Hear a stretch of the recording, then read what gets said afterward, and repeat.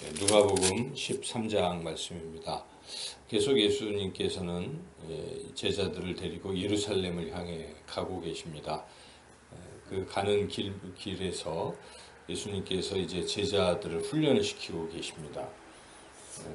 그런데 13장에서는 예수님께서 제자들과 직접 대화를 하셨다기보다 만나는 여러 사람들과 대화하심으로써 그 대화를 통해서 이 제자들을 훈련시키시는데, 그 훈련시키는 내용은 하나님 나라에 어떻게 들어가느냐 하는 것을 훈련시키고 있습니다. 하나님 나라죠. 그래서 먼저 하나님 나라에 들어가려면 가장 중요한 것은 회개해야 된다. 이걸 가르쳐 주고 있습니다. 1절에서 5절까지의 내용은 당시 유대 사람들은 어떤 재난을 만나게 되면 이게 죄 때문입니다, 이런 생각들을 하고 있었습니다. 거기에 예를 들어서 어떤 갈릴리 사람들이 빌라도가 자기네 이방 제사를 지내면서 그 빌라도 사람들을 제물로 삼아서 그들을 죽여서 그렇게 한 일이 있었는데, 그 죽은 사람들은 다 이제 죄가 있어서 그렇다라고 생각하는 거죠. 그래서 2절에 보니까 이 사람들이 해받은 것 때문에 그 사람들이 다른 모든 갈릴리 사람보다 죄가 더 있다고 지금 그렇게 생각하는 것에 대해서 예수님이 그런 줄 아느냐 하고 그렇지 않다, 이제 이렇게 말씀하시는 것이죠. 그리고 4절에서도 또 실로암 망대가 무너져서 사람들이 죽었는데 그 사람들이 다 죄 때문에 그렇게 됐다, 벌받았다, 이렇게 생각하고 있는 것이죠. 오늘날도 그런 위험한 생각을 하는 사람들이 더러 있습니다. 심지어 설교자들도 그 외국에 큰 재난을 당하고 막 지진을 당하고 어려움에 처했을 때 꼭 뭐 예수님을 안 믿어서 그랬다라는 식으로 자꾸 그렇게 재난에 대해서 그렇게 비난을 하는데 그거 아닌 거예요. 그죠? 오늘 본문 말씀 보면 예수님께서 그 어떤 재난을 당했다고 이걸 다 죄로 연결시키는 것은 옳지 않다. 중요한 것은 너희들이 그런 거 괜히 쓸데없이 그런 걸 얘기하는 게 중요한 게 아니라 너희 자신들부터 회개하라. 그렇지 않고서는 하나님 나라 들어갈 수 없다. 그것을 강조하는 것이죠. 그래서 그런 얘기 끝에 3절과 5절은 계속 그런 말씀하고 있지 않습니까? 똑같이 한번 3절만 한번 읽어볼까요? 너희에게 이르노니 아니라 너희도 만일 회개하지 아니하면 다 이와 같이 망하리라. 그러니까 그런 그 재난 당하는 것 정도가 아니라 너희들이 최후의 심판을 받고 이제 영원히 지옥에 갈 수밖에 없다.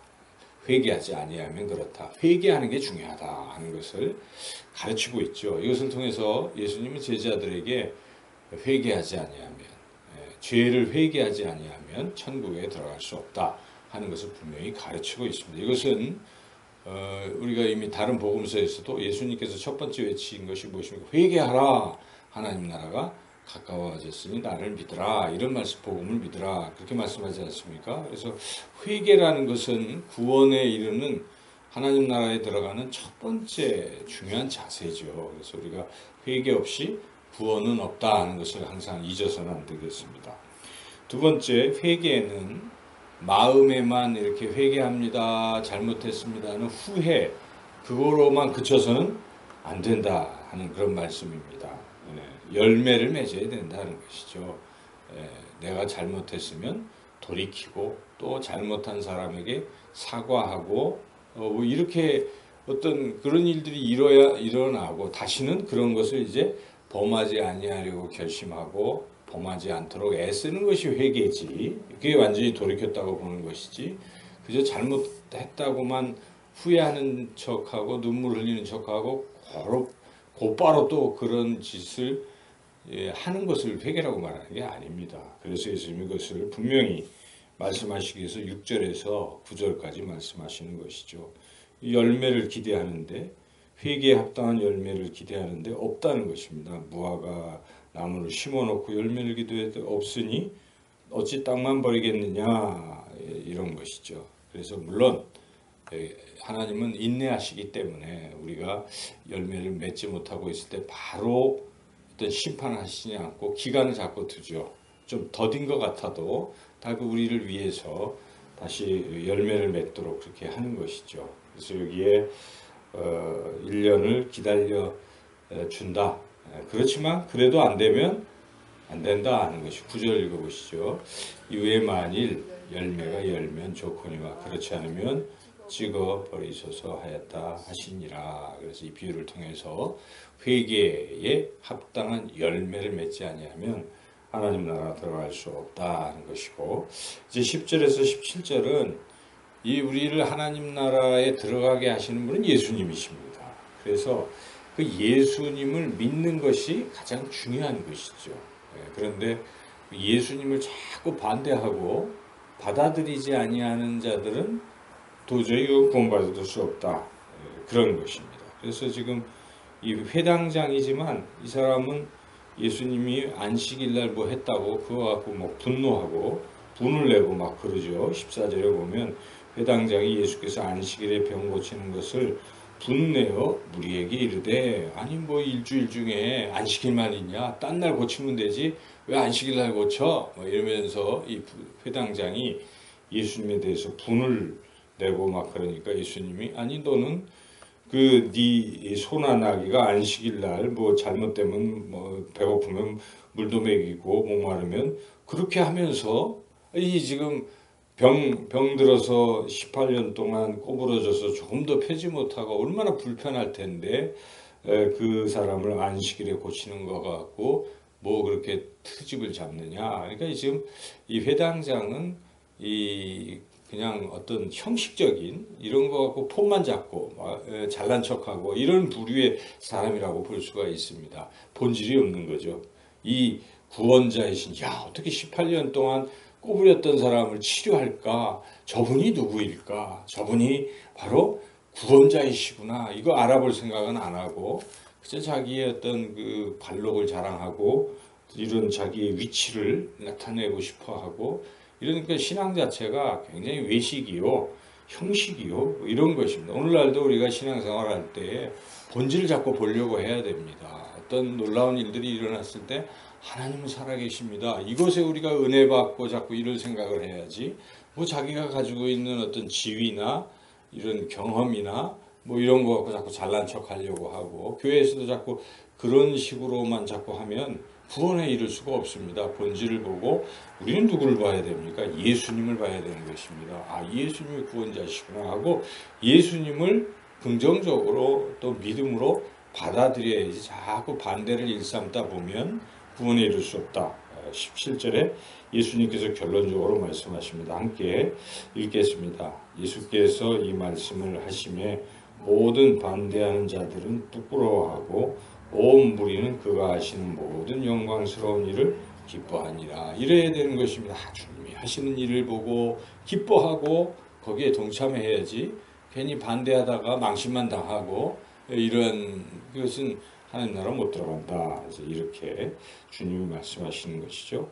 그리고 또 하나님 나라 들어가는 것은 겉모습이 초라하다고 못 들어가고 그러는 거 아니다. 주님 말씀하시는 것입니다. 겉모습이 초라하고 세상적으로 볼 때 미약할지라도 하나님 나라 들어갈 수 있는 것이다 하고 용기를 주시는 것이죠. 그래서 18절에서 21절에는 그 유명한 겨자씨 비유와 그리고 누룩 비유를 하고 계십니다. 겨자씨 한 알과 그 조그마한 누룩이 처음에는 너무 미약해 보이지만 시간이 지나면 그게 막 커지고 많은 빵을 부풀게 하고 놀라운 일이 일어나듯 하나님 나라 들어감에 시작이 미약하다고 해서 너무 기죽지 말라, 뭐 이런 말씀이죠. 그리고 하나님 나라는 엄청나게 또 성장한다, 이런 것들을 말씀하십니다. 그래서 하나님 나라에 들어갈 때 너무 왜소한 외형적인 것에 기죽지는 말라, 이런 말씀하시고, 22절에서 30절은 두 가지를 말씀하시는데, 첫째는 좁은 문에 들어가기를 힘써야 된다는 것입니다. 넓은 문, 편안한 길로 자꾸 가려는 신앙의 태도는 하나님 나라 가는데 별로 도움이 안 됩니다. 그렇죠. 그래서 우리 예수님께서 제자들에게 하시는 말씀은 자기를 부인하고 뭘 지라고 합니까? 자기 십자가를 지고 나를 따르라. 그러니까 우리가 이 세상에서의 길은, 천국 가는 길은 어찌 보면 이게 고난의 길이라는 생각도 우리가 하고 있어야 되는 것이죠. 그래서 우리가 날마다 주님이 가신 그 길을 우리가 생각하고 고난의 길, 십자가의 길을 걸어가야 됩니다. 우리가 우리 마음대로 기분 좋은 대로 한다면 다른 사람들과의 관계에서 우리가 뭐 자꾸 갑의 입장에 서고 또 야단치고 또 뭐 그런 식으로 할 수 있잖아요. 근데 낮아지고 겸손해지고 손해보고 이렇게 살아가는 게 이게 고통의 시간이 될 수 있습니다. 그렇지만 그렇게 좁은 문에 들어가기를 힘써야 되는 것이지 자꾸 넓은 문으로만 가려면 구원에 이룰 수 없다. 하나님 나라 들어갈 수 없다는 것을 말씀하십니다. 24절을 읽어보겠습니다. 좁은 문으로 들어가기를 힘쓰라. 내가 너에게 이르노니 들어가기를 구하여도 못하는 자가 많으리라. 앞부분에 좁은 문에 들어가기 힘쓰는 게 또 하나님 나라 들어가는 하나의 그건데 또 한 가지를 말씀하시는 것이 그것은 때가 늦으면 때를 놓치면 안 된다. 때를 놓치지 말라 하는 것입니다. 들어가고 싶어도 못 들어갈 수가 있다 하는 것입니다. 때를 놓치지 말라. 그래서 25절에도 계속해서 때를 놓치지 말라 하는 것을 말씀하시는데 25절도 읽어보시죠. 집주인이 일어나 문을 한번 닫은 후에 너희가 밖에 서서 문을 두드리며 주여 열어주소서 하면 그가 대답하여 이르되 나는 너희가 어디에서 온 자인지 알지 못하노라. 그러니까 때가 지나서 문이 닫힌 후에 문을 두드려도 소용이 없으므로 우리는 지금 이 순간 최선을 다해서 좁은 문에 들어갈 일이 있는가, 고난의 십자가를 질 일이 있는가 할 때 지고 해야지. 아니 나중에 해야지. 자꾸 뒤로 미루다 보면 때를 놓칠 수 있다. 이제 이런 이야기죠. 그래서 하나님 나라 들어가려면 지금 즉시 고난의 십자가를 지고 가야 된다. 이제 이런 말씀이죠. 그리고 이제 마지막 31절에서 35절은 이렇게 예수님을 영접하지 않고 반대하고 뭐 자꾸 천국 들어가지 못할 일만 골라서 하는 이 백성들, 예루살렘의 이 백성들을 생각하시면서 우리 예수님께서 안타까워하시는 것으로 오늘 이 본장이 끝이 나고 있습니다. 하나님 나라 들어가지 못하는 사람들에 대한 안타까움이죠. 그래서 여기에 그 안타까움을 34절에 말씀하고 있습니다. 한번 읽어보시죠. 예루살렘아 예루살렘아 선지자들을 죽이고 네게 파송된 자들 돌로 치는 자여 암탉이 제 새끼를 날개 아래에 모음같이 내가 너희의 자녀를 모으려 한 일이 몇 번이냐 그러나 너희가 원하지 아니하였도다.